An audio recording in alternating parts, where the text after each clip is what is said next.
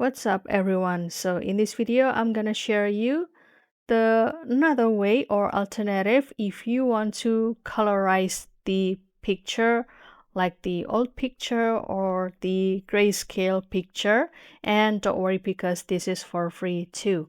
And the tool that you're gonna need is this Ezenhancer.ai, and even without doing the login or sign in here, they will give you 10 credits to do the photo editing, particularly the colorize the black and white picture. So which part or which tool that we will find here?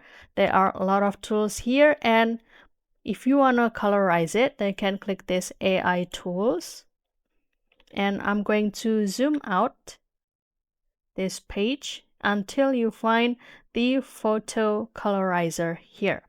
You can select it, and you're gonna see to colorize this grayscale picture to be this colorful, it's gonna consuming 4 credits, guys. So you can try it first. Upload your picture.